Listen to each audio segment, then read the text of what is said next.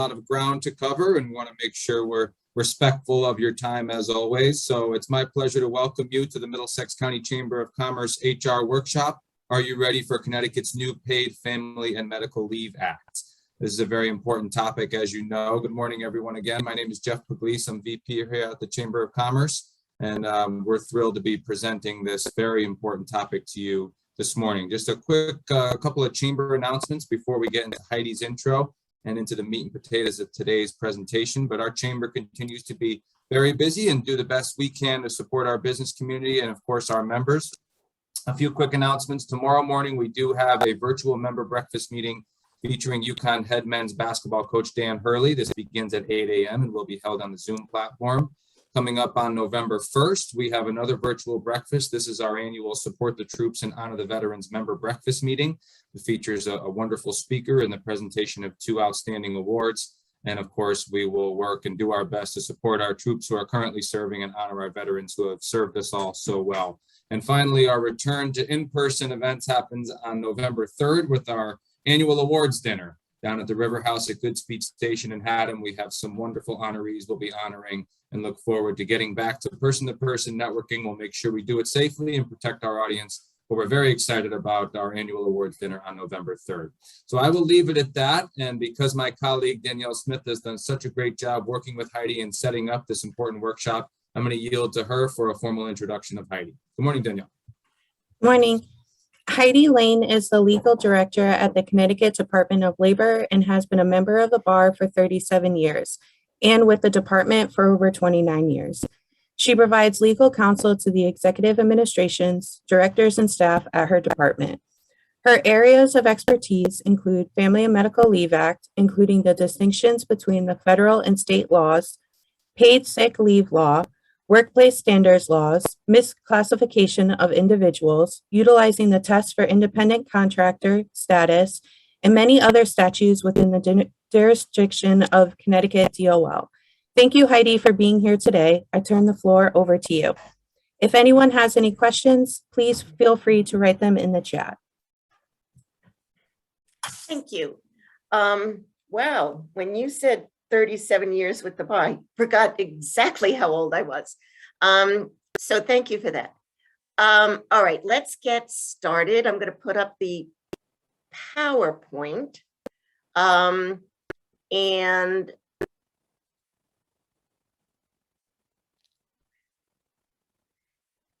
so I know that there are employers of varying sizes on this webinar. So what I'm going to do here is talk about the interaction between the paid leave and Connecticut's FMLA and federal FMLA. So anyone who has more than anyone who has more than 50 or more employees is used to some of this info because you've been subject to the federal FMLA, and those who have 75 or more have been subject to Connecticut's FMLA. So, but for those with 1 to 49, this is brand new. So, I'm so glad that the chamber is doing this because we need to get the word out to employers, and Department of Labor will also be holding some webinars. If you just go to our website, our homepage, you'll see them. Okay, there's nothing there yet, but there will be. So I'm going to just quickly go over what we're talking about here. So if you have 50 or more employees, you've got the federal FMLA, so you'll still have to worry about that. Connecticut's FMLA now is for any employer with 1 or more employees working in Connecticut. Now, the laws I'm talking about are all job protected. So then we have workers' comp, ADA, pregnancy, Connecticut Fair Employment Practice Act, and the paid sick leave. So those are job protected. What's not job protected is what's not necessarily job protected but provides income replacement is Connecticut paid leave. Workers' comp provides income replacement, but you see that it's also job protected. Paid sick leave provides income replacement, but you see that it's also job protected. So the only one that isn't job protected for the ones listed here is paid leave. There is no job protection under the paid leave. So that's important to know. So here are the general requirements for Connecticut FMLA. And all of this begins 1/1/22.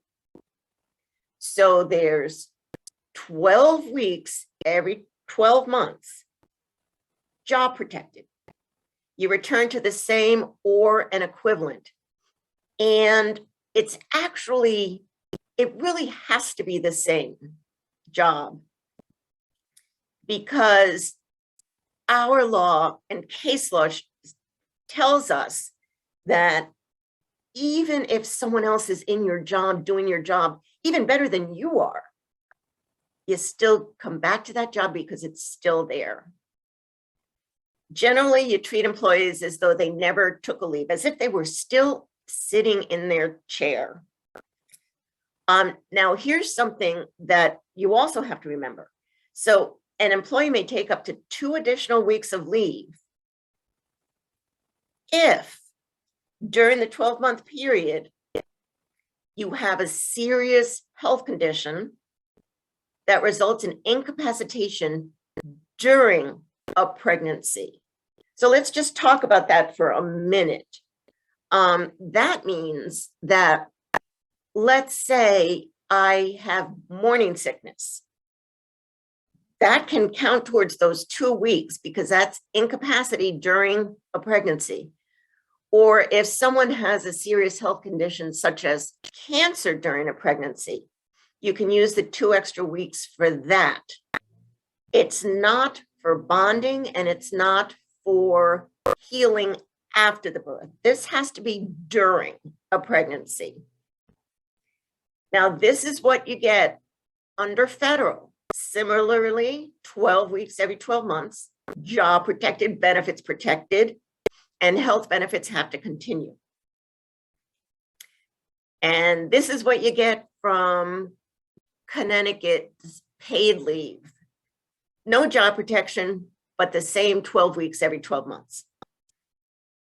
Now, what's the length of everything? So federal, we know is 12 weeks in a 12-month period, and then 26 weeks for military caregiver. Job protected. Connecticut, job protection, 12 weeks, 12-month period. Then we have military caregiver. Up to 12 days can be used for family violence leave. And an employee may be eligible for 2 extra weeks for that condition during pregnancy. Paid leave, it's 12 weeks in a 12-month period, including military caregiver, but they do have up to 12 days of the 12 weeks for income replacement during family violence leave. And they also have the same issue for the 2 weeks during pregnancy. Now, for those of you who are new to this, where did that go? You get to pick one of 4 methods to count for federal FMLA and Connecticut FMLA, one of 4 methods. And you pick one from here and you stay with that.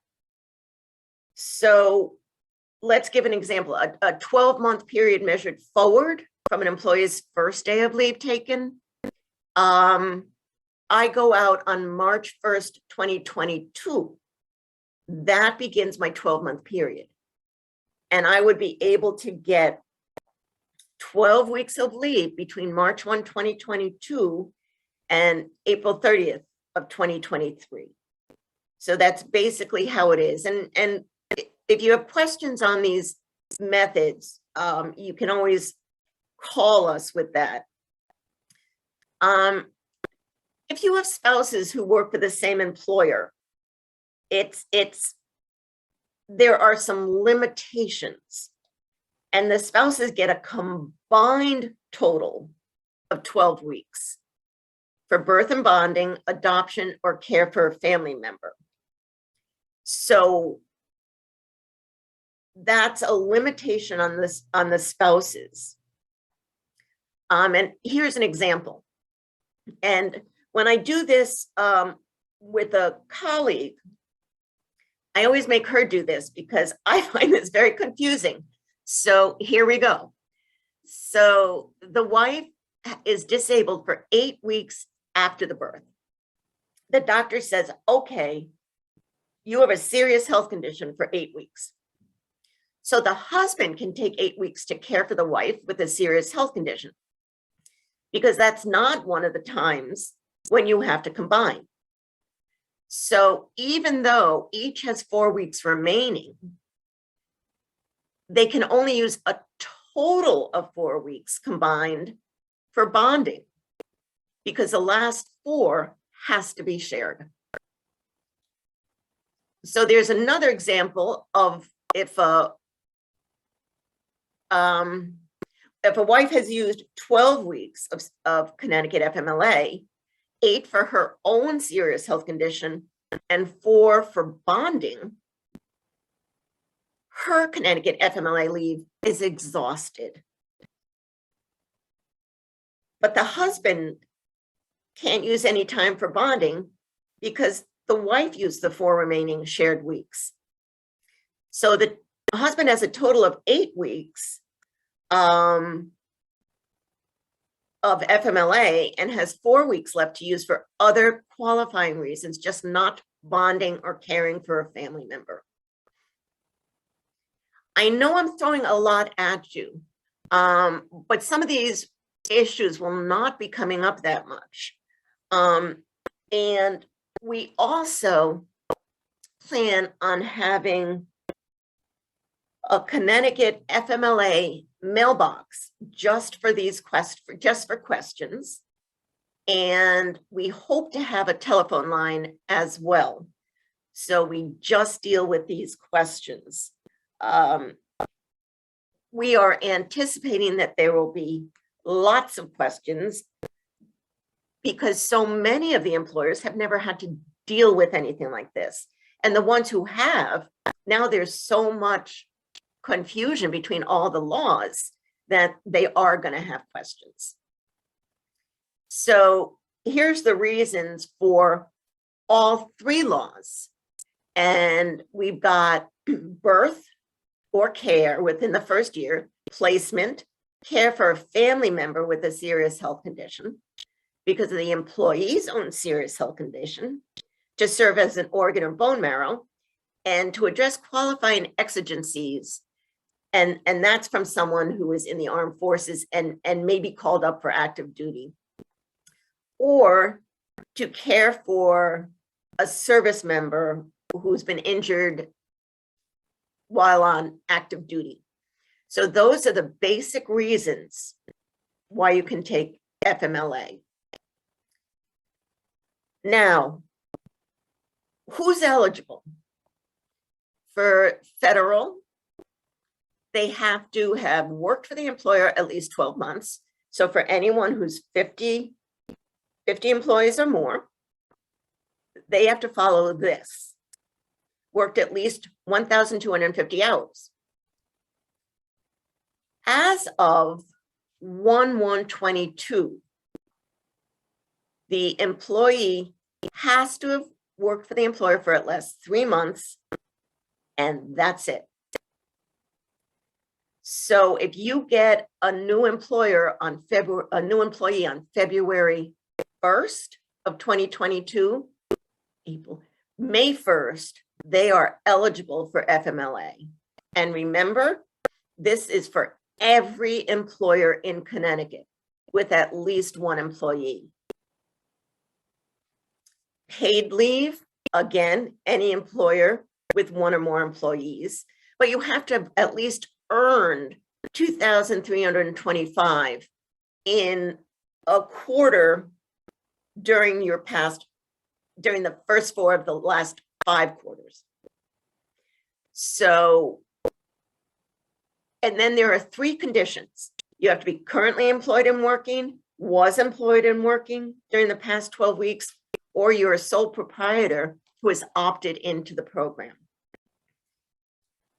So if I work for another employer and I earn $10,000, the day I start with my new employer, I am eligible for paid leave benefits because I have met the 2,325 threshold. See, I told you this was so easy. It's really just not a problem. For Connecticut FMLA and paid leave, employers covered. We know one or more employees. I've been talking about that. Both exclude municipalities, local or regional boards of ed, non-public elementary or secondary schools, unless unions negotiate inclusion. But they're generally, municipalities are not covered under either Connecticut FMLA or paid leave. But federal does apply to all of those entities, all public agencies, in addition to all private companies with 50 or more as well. So municipalities and boards of ed, don't even worry about these 2 laws. You just have to worry about federal. You don't have to worry about FMLA, Connecticut's, or paid leave.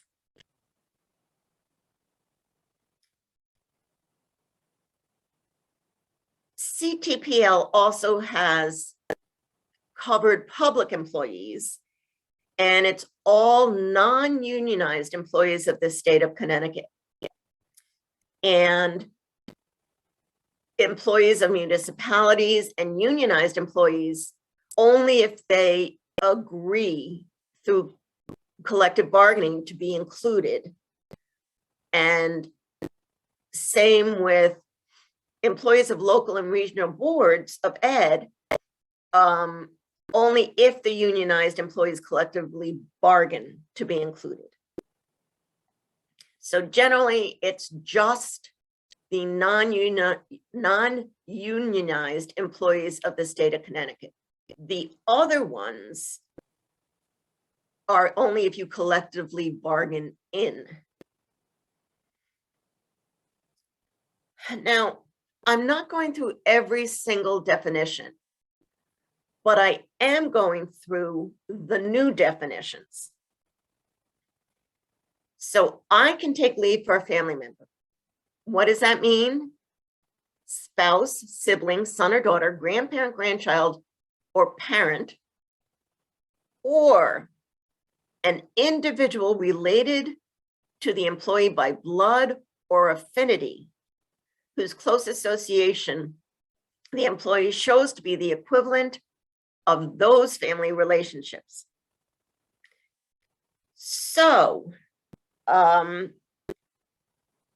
if I take a leave for, let's say, my very best friend who I've grown up with, let's say we went to college together, we've lived together after college, and we were still best friends, it is possible that I could take a leave for that person. If I can write a simple written statement to you saying that this is the equivalent of a family member to me. Now, the FMLA, federal FMLA definitions are much narrower, and I'll get into how they interact in a minute. For CTPL and FMLA, there's grandchild, there's grandparent. These categories are not in the federal FMLA. Sibling, again, federal does not include a sibling, and this does include in-laws.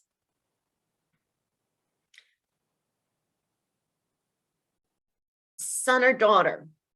For those of you who have already been subject to the law and the Connecticut's FMLA prior to 1/1/22 and the federal, son or daughter is the same definition. However, the child can be of any age, and that's very different because in the federal, you have to be under 18 or 18 and over with a medical or physical disability as defined by the ADA. So here now, beginning 1/1/22, for Connecticut's FMLA and CTPL, the child can be of any age. So let's say you're an employer of five employees, and you need to temporarily hire someone in my place because I need a leave. When I come back, because I get my job back, and you discharge the person, you will not be responsible for the unemployment benefits that person may get. You're not going to be charged. What's it mean to care for a family member? Physical and psychological care. And that's important because I still get questions from employers who say, well, this person's mother is in a nursing home and she's getting 24-hour care. Well, that's where the psychological care comes in. Let's say the employee just wants to be with their family member in the nursing home. They can do that, and that's covered. The definition of serious health condition is a little complicated, and this is for all three laws. To me, if you cannot figure out what a serious health condition is, then I think it's really difficult to proceed with any sort of analysis, whether someone might have a serious health condition or not, even though it is not the employer's conclusion to make. It's up to the healthcare provider of the employee or the employee's family member. But we'll get to that. So if, as an employee, I say to my employer, my mother is in the hospital and she needs, and she's being admitted overnight for a condition, that's an automatic serious health condition, an admission into the hospital, not just ER, but an admission. So an overnight stay and recovery from that.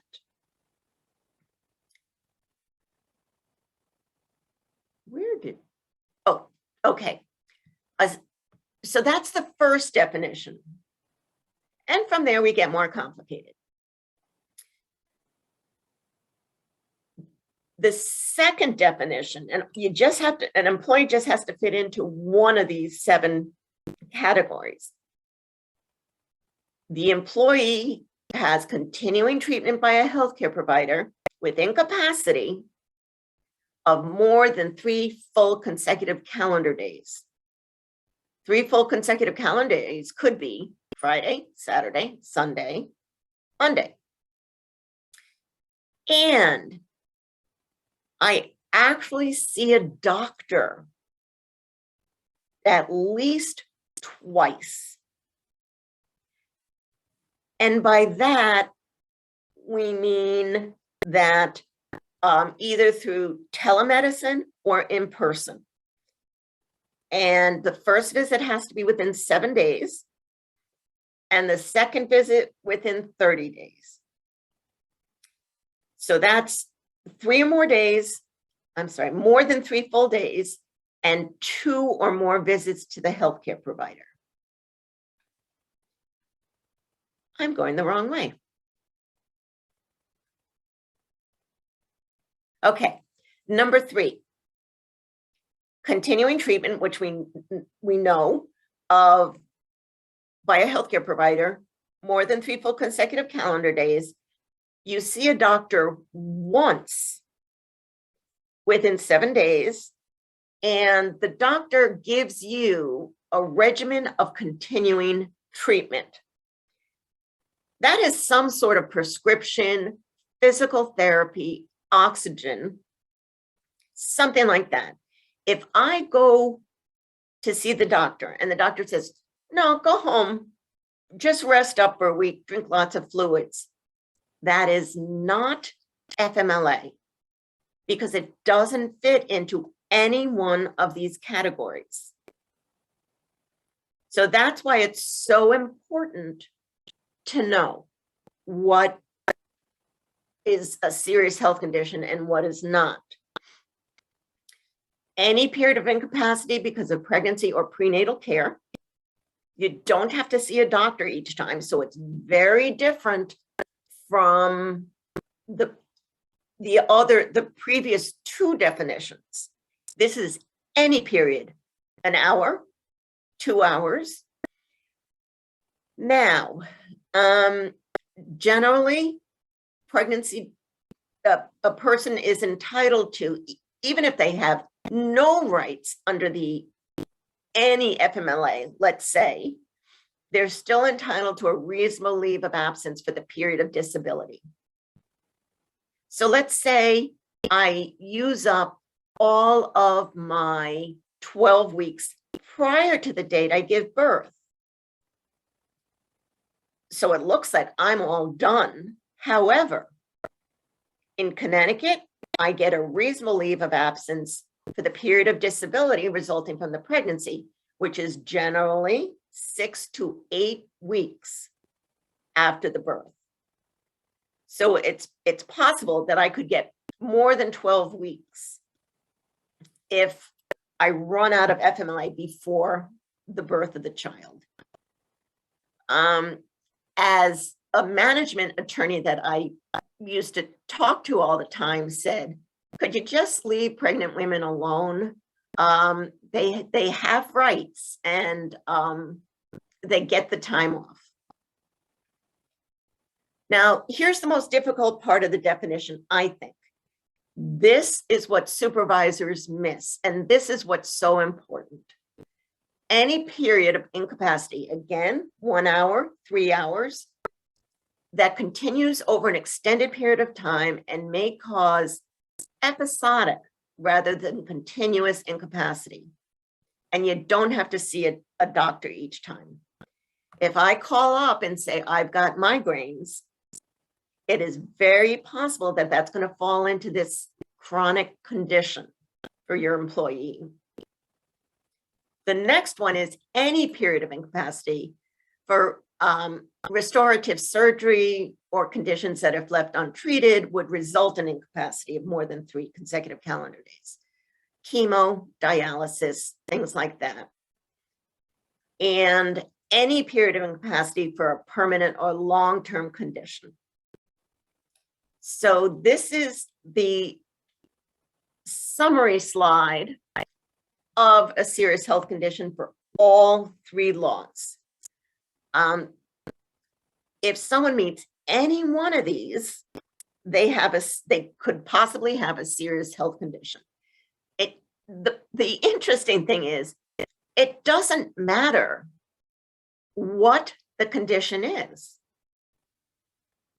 If I fit within one of these conditions, let's say I go for elective surgery, let's say I go for a nose job, but I actually have to stay over one night, even though it was elective, it's still inpatient. That's FMLA. So don't look at what the condition is. Just look at one of these definitions and maybe it fits within them.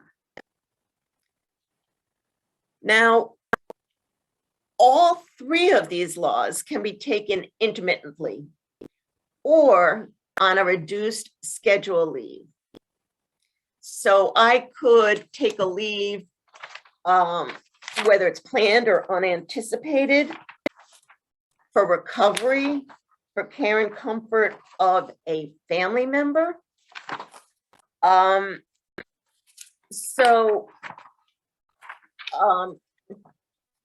That's, and I can take that similarly to any period of incapacity. I can take that for an hour, 2 hours. If you happen to have a policy that says if you're out, you have to take it in 4-hour increments, if it's FMLA, you can't use that policy. You have to use the smallest increment that your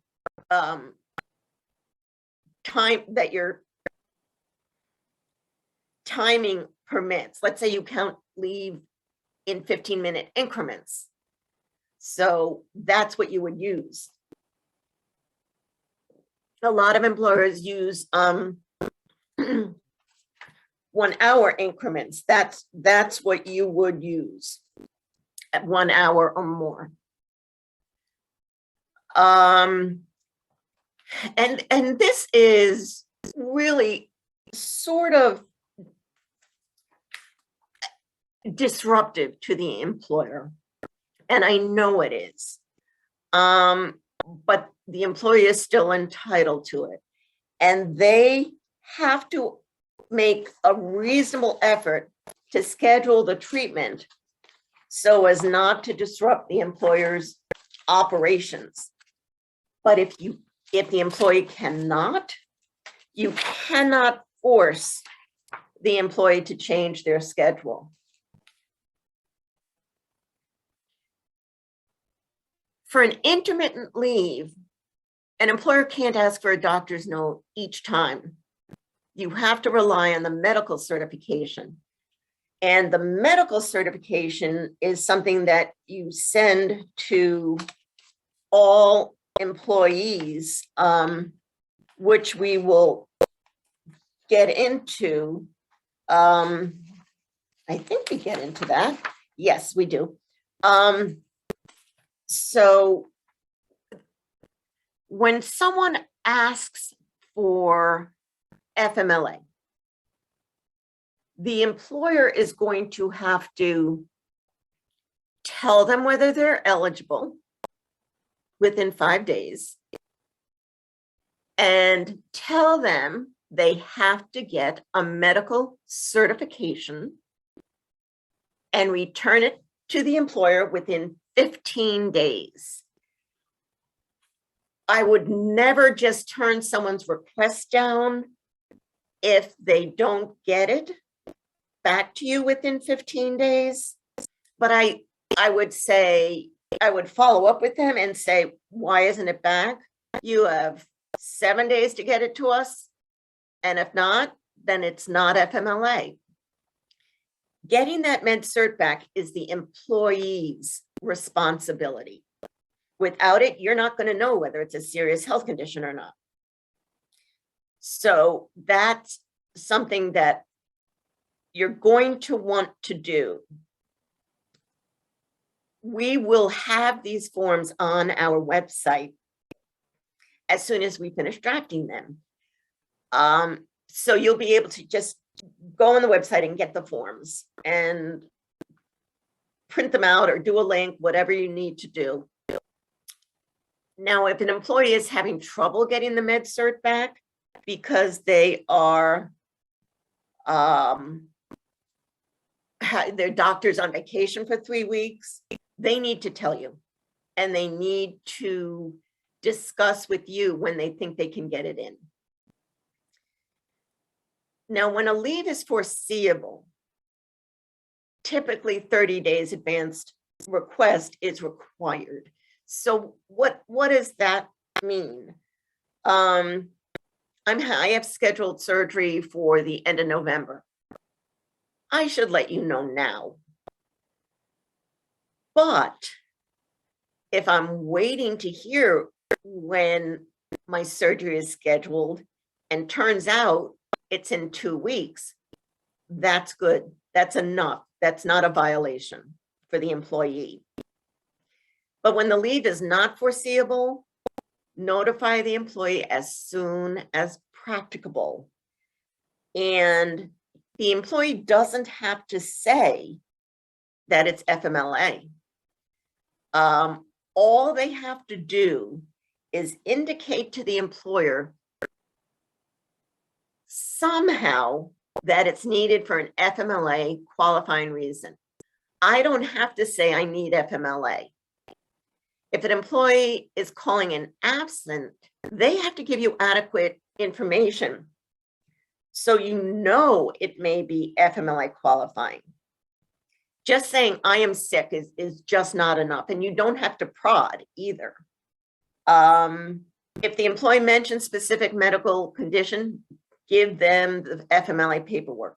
When in doubt, give them the FMLA paperwork. Now, what if I say to my supervisor, my back hurts. And then the next week I say, oh, I have to be out again because my back hurts. So that's 2 times. My supervisor now knows that it's possible I have a chronic condition. So supervisors and managers, or for smaller companies, the one in charge, the employer in charge, needs to know the trigger words, because that's the only way you'll know whether an absence is protected or not. And the supervisor or managers should not be handling medical information. If your company is big enough that you have an HR person, they're the ones that should be handling all the medical information. Supervisor and manager should not, unless you don't have HR, and then there's really no choice. So someone comes to you and needs time off for something that may be FMLA. So is the employee eligible for any job protected leave under one or more statutes? Or are they eligible for any income replacement? So it's very possible that one of those laws that were on the very first slide will be covered. So you need to figure this out each time. So an employee, I'm sorry, I know that this is complicated. But this is for job protected leave. So is someone covered? Am I covered by the federal? Or am I covered by Connecticut FMLA? Am I covered by both? Am I covered by neither? But is there a job protected leave that would fall under the ADA? Or do I have no job protection at all? So these are the things you have to consider. Now remember, federal is only for employers with 50 or more.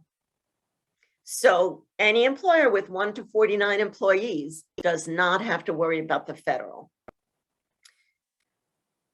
This is what we want to try and explain to folks out there. Let's say the leaves are taken for the same qualifying reason. So something that's covered by both laws would be a spouse. So if I am eligible and I've met the criteria, I've worked for the employer for at least 3 months for Connecticut's FMLA. I've worked for the employer for 1 year and 1,250 hours. And I've earned 2,300 under the CTPL. It's possible all of them can run at the same time. Connecticut FMLA can also run at the same time as disability, workers' comp, vacation, PTO, STD, all of those. So let's give an example. So an employee took leave to care for her spouse from May 22 to July 122. So she was eligible for CTFMLA and federal. She took 8 weeks. She also got income replacement under CTPL. Then she asked for leave to care for her grandparent. So how much remains of her 12-week entitlement? Well, we know she used 8 weeks for all 3 laws. So what does she have remaining? She's got 4 weeks left under all 3. But the question is, can she use all 4 weeks to care for her grandparent? The answer is no, because the federal doesn't include a grandparent in its covered family members. So she can use the 4 weeks under CTFMLA and CTPL, but she still has 4 weeks available under the federal for those who have 50 or more employees. So that is where it gets tricky. You actually have to figure out what laws are in play when this happens. Here's another example. She went out on April 1st to care for her sibling, and she used all 12 weeks of CTFMLA, and she received income replacement. Now we know that it couldn't be federal because federal doesn't include sibling. So she needed leave again on 8/1/22 for her own serious health condition. She used up all her Connecticut FMLA, all of her CTPL. She has only federal left because the federal did not apply to the sibling time off. So she has her full 12-week entitlement under the federal FMLA. Now, this would be a good time for me to remind you that we didn't write the law. It was written by people in the legislature. So it's confusing, but if you just look at the charts and see what someone is entitled to and which category it fits into, and whether it's job protected leave or just income replacement through CTPL, then you should be okay. So for employers 1 through 49, worry about CTFMLA and CTPL. And most of the time, they are going to be running concurrently. most of the time. It's when you have to throw in the federal for the employers who have 50 or more employees. That's when it gets a little more confusing. So the employer is responsible for providing all the notices and forms. And there are timeframes for that as well. So you'll have to keep an eye on that. Just so you are aware, we are drafting regulations because we were told by the legislature in the law that we have to. So that is what we're doing. And a lot of this will be explained in more detail. But we are also going to be putting something up on our website. This PowerPoint will be on our website, but we're also going to be putting up some guidance that shows you, the time frames for things. How long does the employer have to tell the employee that they are eligible? 5 days.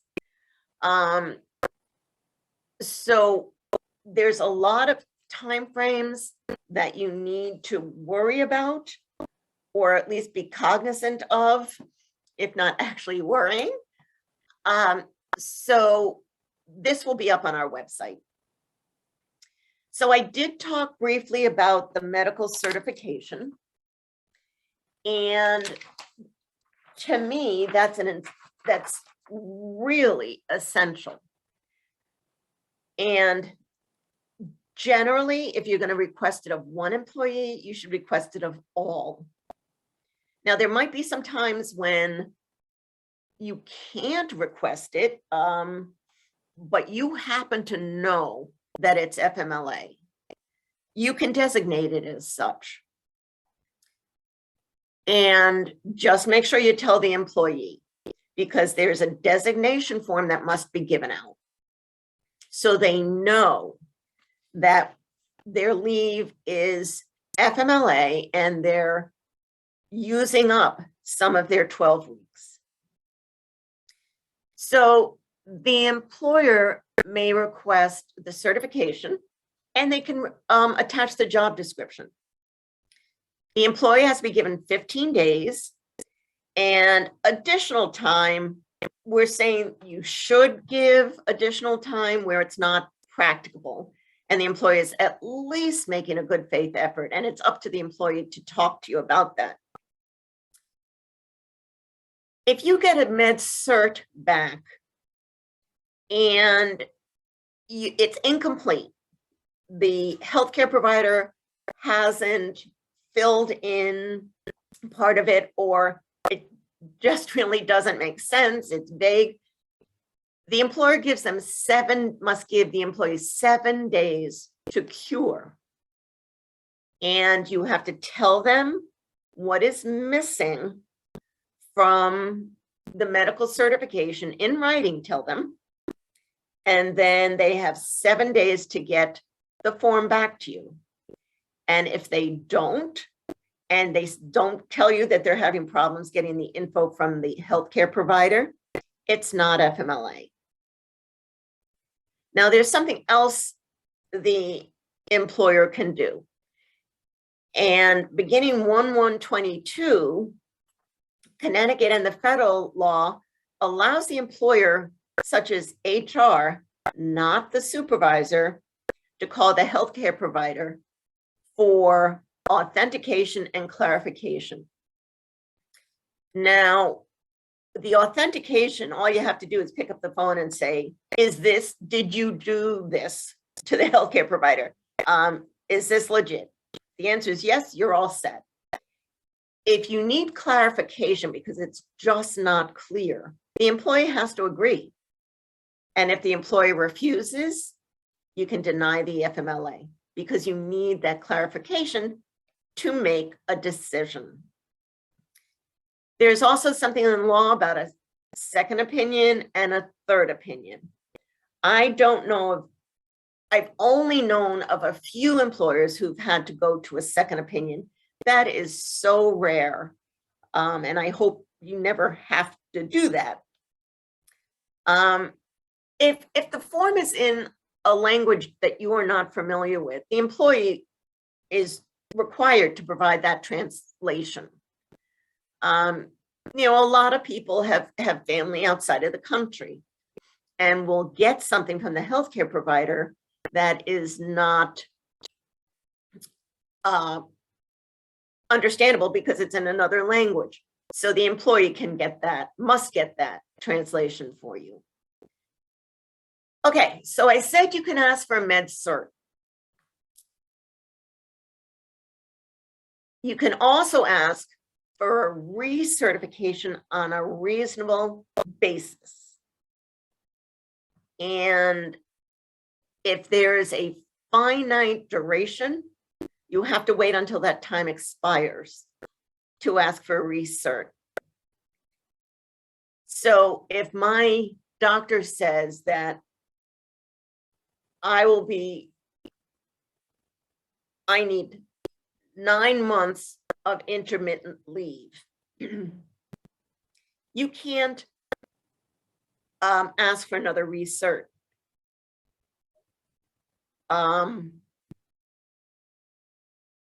Yes, you can. I'm sorry, you can ask for one every 6 months. What you can't do is ask for it less than 30 days unless there's an extension request. You think that there may be some fraud involved or the circumstances have changed. If a doctor says this is a lifetime, you still can get a recertification. And you can do that every 6 months. The employer pays for any recert that's not covered by the employee's health insurance. And for a recert, you cannot get a second or third opinion. We have seen this, a pattern of FMLA absences. That same management attorney that I used to do these talks with asked if the people who were at the conference, whether people were familiar with Freiman's disease. And no one had ever heard that. And there were some healthcare providers in the audience. So she said, it's every Friday, Monday. That's Freiman's disease.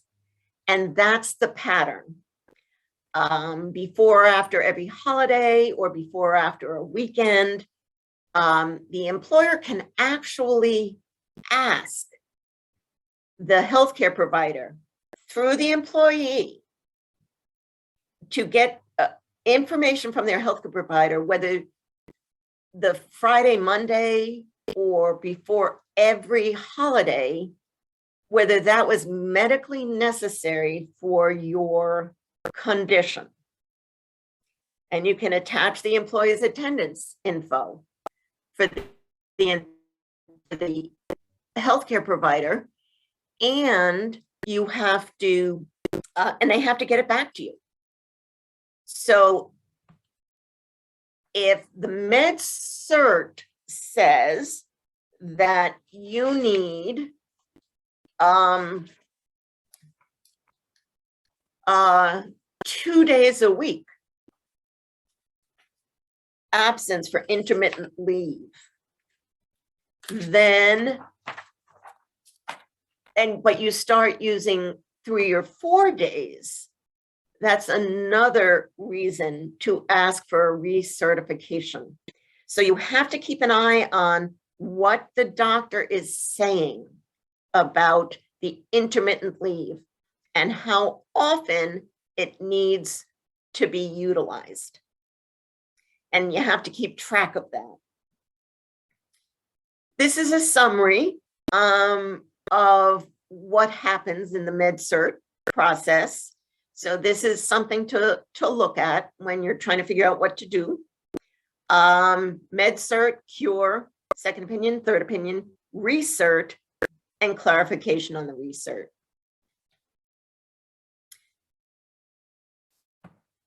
Generally, FMLA is unpaid, except that the employee can request to use their PTO time, or the employer can require it. There's a big exception though. An employee may choose to preserve up to 2 weeks of his or her accrued benefits. So let's say I have 8 weeks of accrued vacation time. The employer can make me use my vacation time for someone else's illness if the employer chooses, but I get to save up to 2 weeks. So you can't make me drain my account, my vacation account.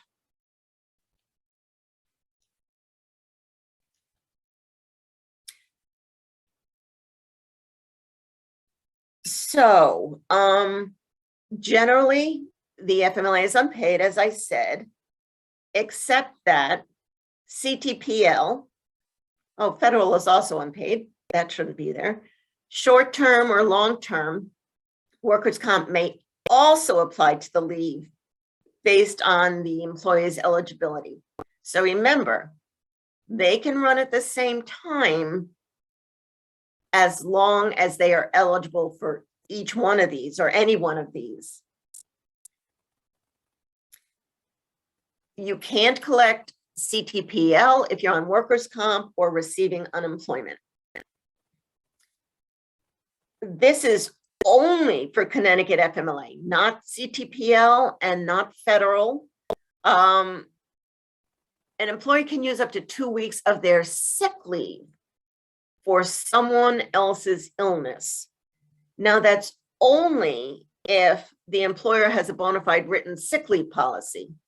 If they don't, if they just have a block of PTO that someone can use for anything, then that's fine. But if you have a bona fide written sick leave policy, then you then the employer can use up to 2 weeks of their sick time for someone else's illness, even if that goes against your policy, because it's in the law.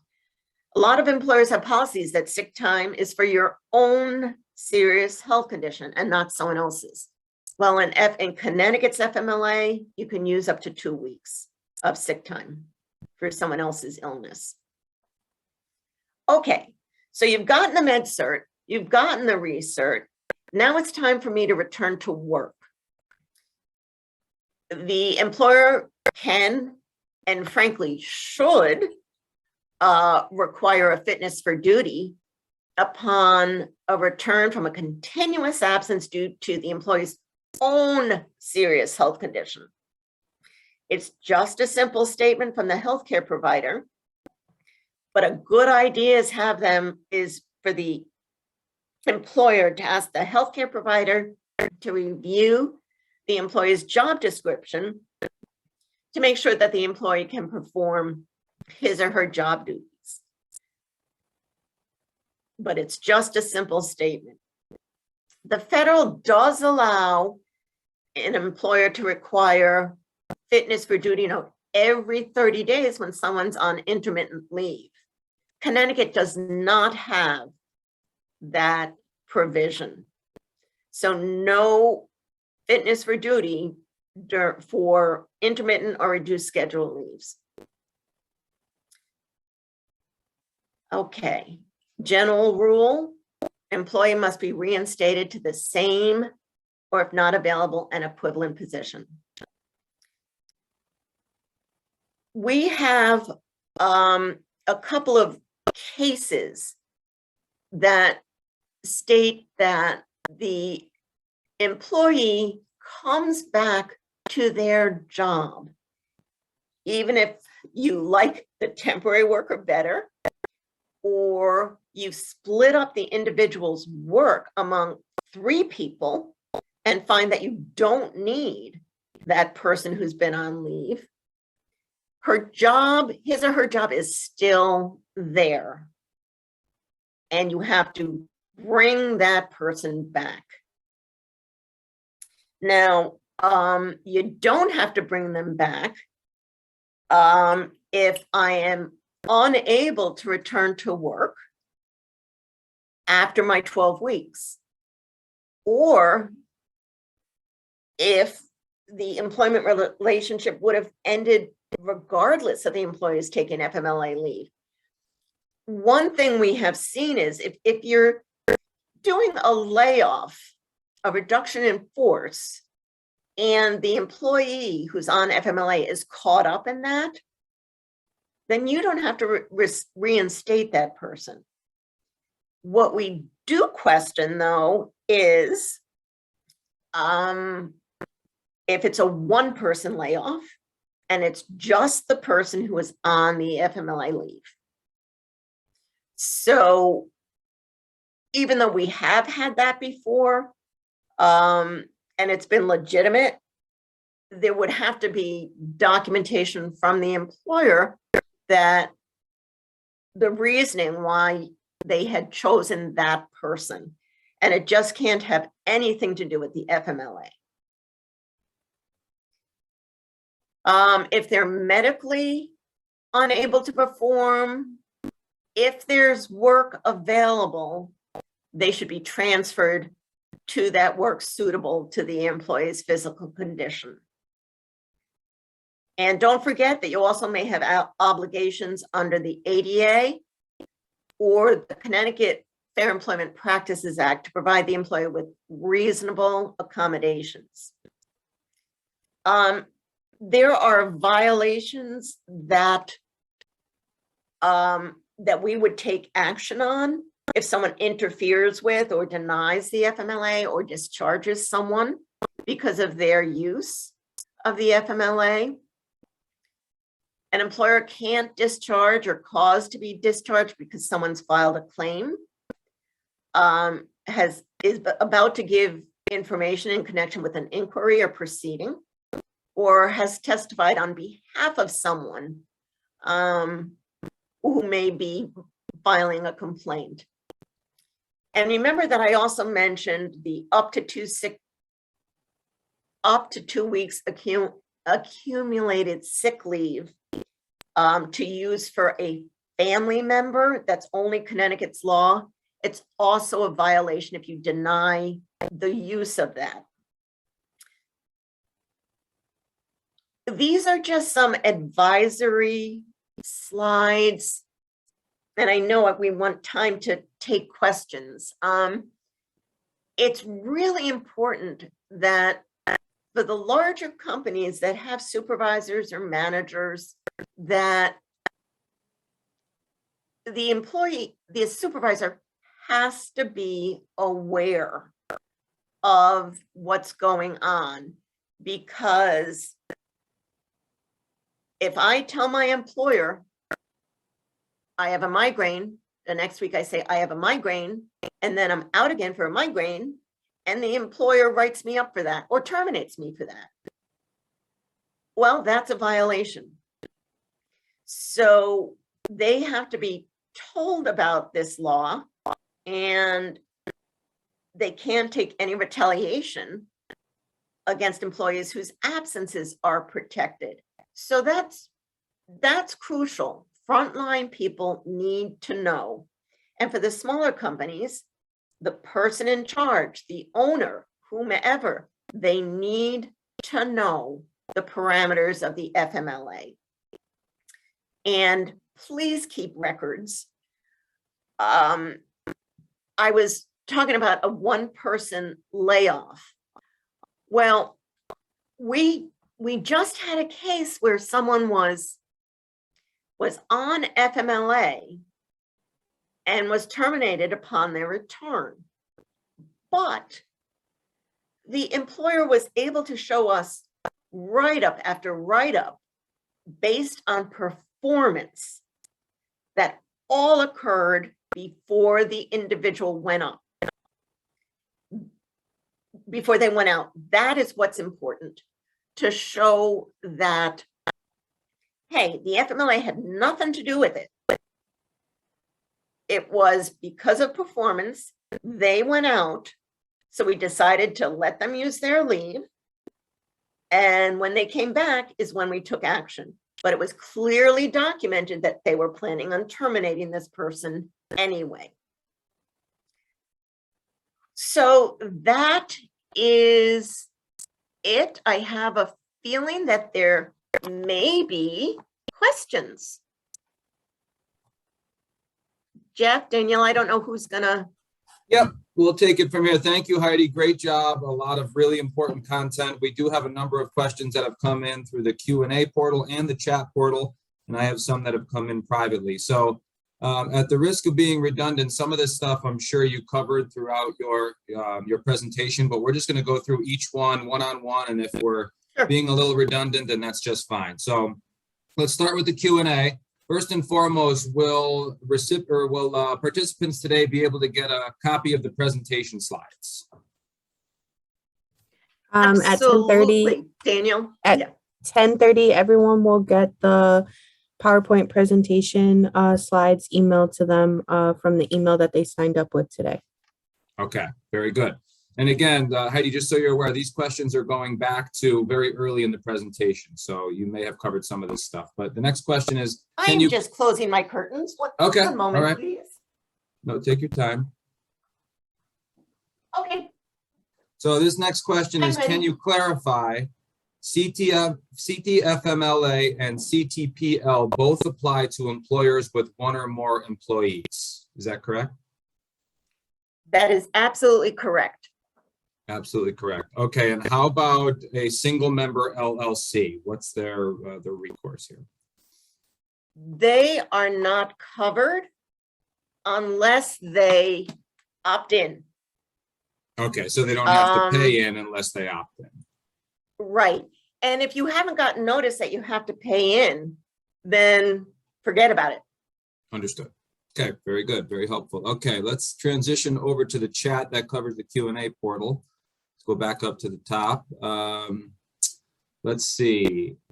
If an employee wants to take paternity leave, what category would that fall under? That would fall under all three leaves, because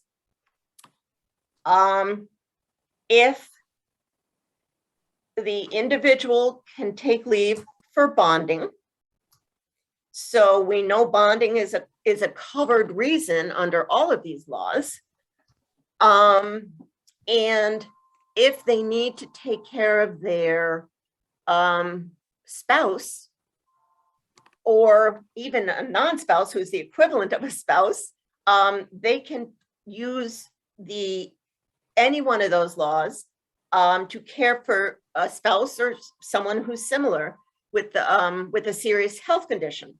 So for paternity is just like anything else. If their significant other has a serious health condition, then they get to take time. And if they want bonding, they get to take time. Understood. Thank you. And any follow-up questions can also be entered into the chat portal here. So the next one goes back to when you were providing some examples. And the question is, to clarify, these examples that you're listing only apply to employers with 50 or more employees. Is that correct? No. If you are talking about the examples of how to run the leaves concurrently, remember, anytime you see CTFMLA or CTPL, those are for employers with one or more employees. You just have to ignore anything having to do with federal FMLA, but you must follow the CTPL and the CTFMLA. So if you look at the examples, just look to see what is left of the CTPL and CTFMLA leaves and forget the federal part. Understood. Okay, thank you very much. This next one is specific to CTPL. Do employers pay that salary out of their payroll, or is this covered through taxes incurred throughout the year? This is CTPL. CTPL, which is within the jurisdiction of the paid leave authority and not us, but it's all employee paid.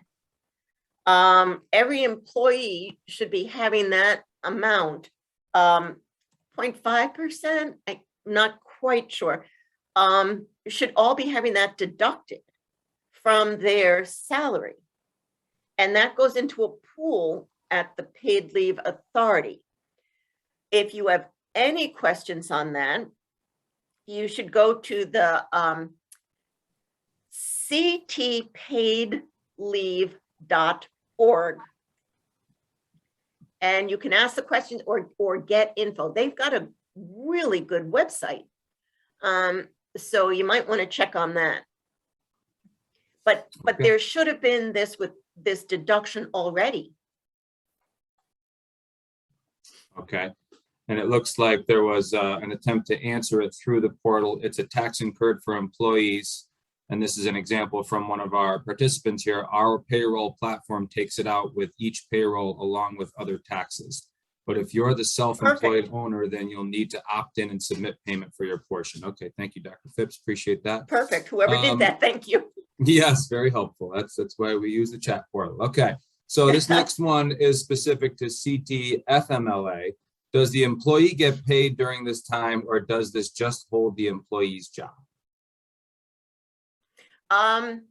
There can be substitution, and I believe there's a slide in there that says whether it's paid or unpaid, and the employee can request to use their paid time off, or the employer can require them to use paid time off, or they can apply for CTPL. Okay, thank you very much, Heidi.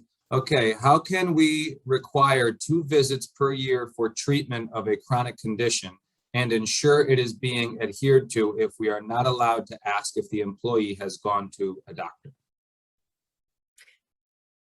Good question. It will be on the medical certification, because that's one of the questions that asks. For a chronic condition, the doctor is going to have to put in, when were the last visits? So you don't have to ask. It should all be on the med cert. Okay, understood. Next one is another request for the slides, which we have already covered, which is great. Thank you for that. This next one, I know you covered in your talk, but I will read it just so everybody's on the same page here. Can an employer require you to use your sick/vacation paid time off before applying for CPFL funds? Yes. Okay. If the employer requires it, then you don't apply for CTPL because you're getting paid. Okay. So Understood. once it runs out, yes, you can. All right. So just going down the list here. So another qualifying event separated from the first CTPL leave during 12 months does not provide the employee with a new 12-week payment if they've already used their 12-week allotment for the 12-month period. I can repeat that if you'd like. Yeah, please. I just didn't get the first part. Okay. So another qualifying event separated from the first CTPL leave during 12 months does not provide the employee with a new 12-week payment if they've already used their 12-week allotment for the 12-month period. Is that a fair statement? Exactly right. Yep. Okay. Yep. Very good. You get your 12 weeks during that year for CTFMLA, CTPL, and that's it for the year.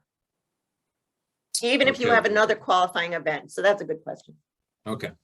With the protection of health benefits under CTFMLA, does the employee still have to pay their contribution to this benefit?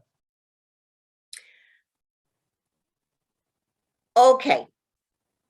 Another good question that I really don't want to answer. So Connecticut, all Connecticut says is you come back with the benefits you had when you first went out. So we can't tell the employer to continue their health benefits while they're out.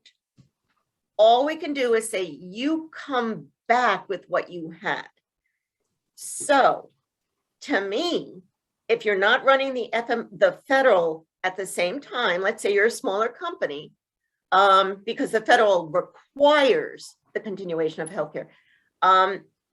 What I think an employer could do is get the payment from the employee for their share. And so when they come back, they have everything they left with, and there's no waiting period, there's no pre-existing condition issue. So even though we don't require the continuation of health insurance, it's a safe thing to do, and the employee must pay their share.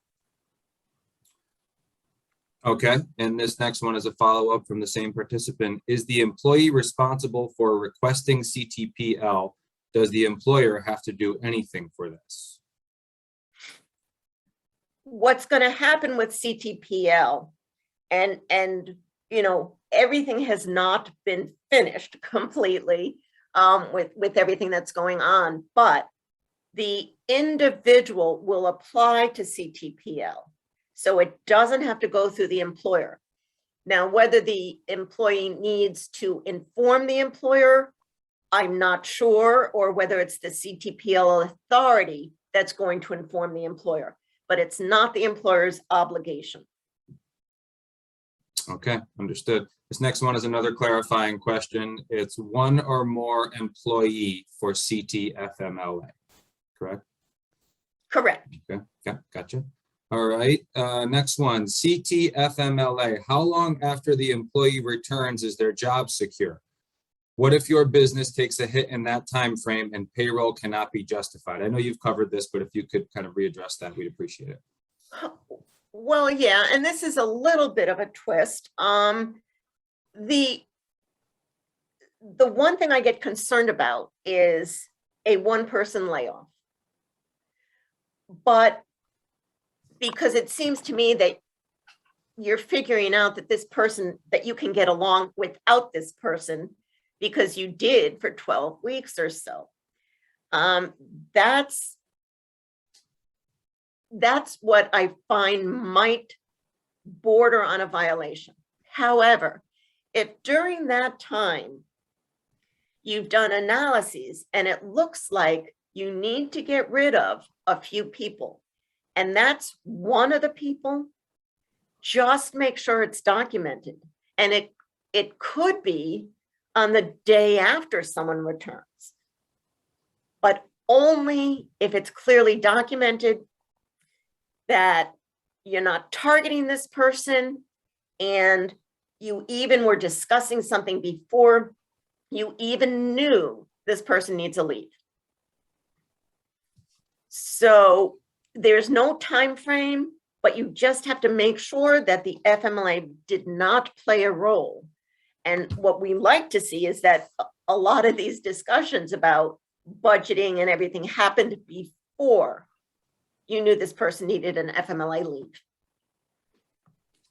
Okay, next one. Thank you, Heidi. Next one. Isn't the employer mandated to allow the employee to keep 2 weeks PTO time?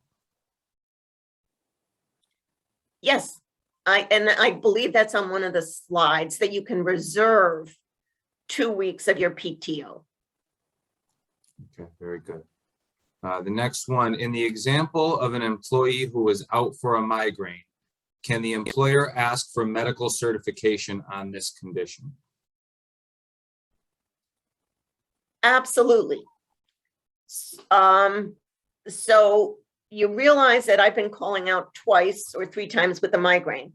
That person should be sent the FMLA paperwork, and they need to get a medical cert back into you during the same time frame as a block absence, 15 days. So even for an intermittent leave for a chronic condition, at the beginning, you get the med cert. That's important. Okay, good. Thank you. Next one deals with large employers. Do employees qualify for 12 weeks Connecticut and 12 weeks federal within 12-month period? Only if they are running for different reasons. So if I take 12 weeks CTFMLA for a grandparent, federal doesn't cover grandparent. So yes, I still have my entire 12-week entitlement out there. So it is possible that I could get 24 weeks of leave that year for 2 different qualifying events. One is only covered by CTFMLA, and the other one is a federal FMLA qualifying event. Okay, great. We're getting down to the end of the chat portal here. So if you have any follow-up questions or any new content you want to type in, please do so now. Danielle, if you can scroll through the chat, please, and just make sure I didn't miss any questions, I'd appreciate that. Heidi, back to the portal here. You stated that once an employee's PTO time is used up, they can then seek FMLA/CTPL. I am under the understanding that we must allow employees to keep some PTO time. I believe 2 weeks. Is that not true?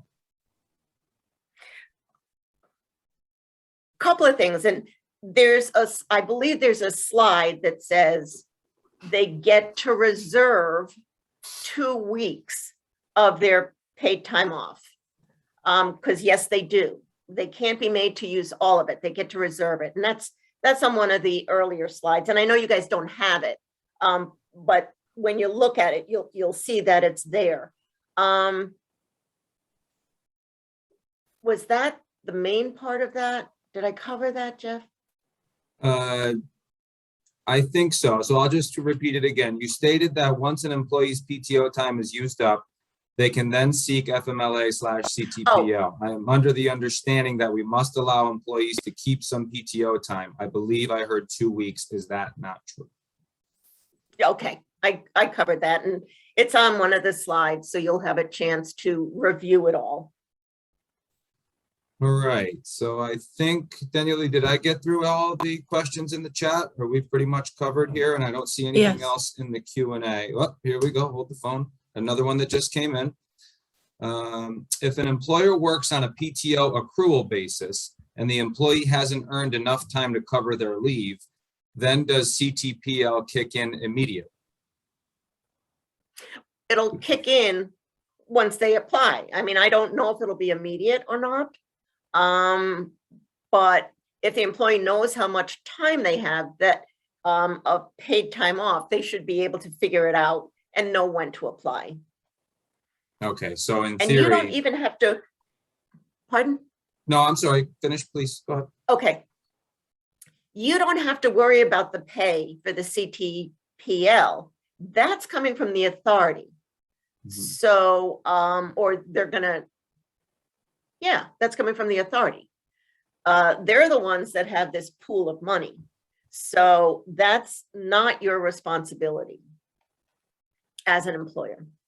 Okay, I think the question, and I think you've addressed it, but I think there's also a concern about if there's a gap between what they've accrued through the PTO process and when the CTPL kicks in. You know, there's a process in place where there wouldn't be a gap, right? Is that fair to say? You know, that's a good question. I am not sure. But if there is a gap, then it's just unpaid leave. And I bet that the authority would eventually end up paying for that and go back retro if it's not approved in a timely manner by them. Okay, there is a website for CTPL. Is there a website specific for CTFMLA? Not yet. We have a meeting on that. We have an old site. Please don't go on that. If you go on our homepage, ct.gov/DOL,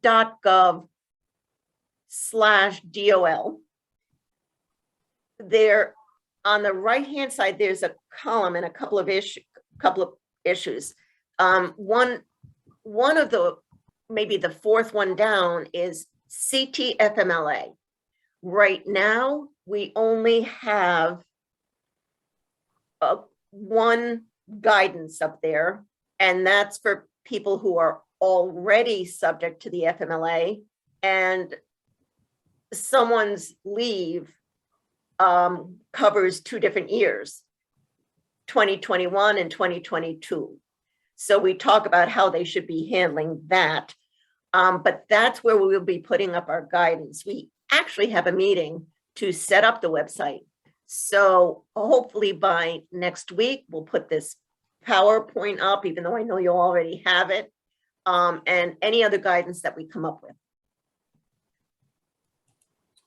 Okay, very good. Well, that gets us through the chat, at least I believe it does, and also the Q&A portal. I don't think we have anything that has come in through email. I don't think we have anybody that's joined via phone anyway. So I think we'll leave it at that. Heidi, thank you so much for doing a great job and helping our members and hanging in and making sure we address each question one at a time. We appreciate it very much, and we'll certainly stay in touch and do the best we can to support our employer community. So thank you again, everyone. Have a great day. Sounds good. My pleasure, everyone. Bye. Bye-bye.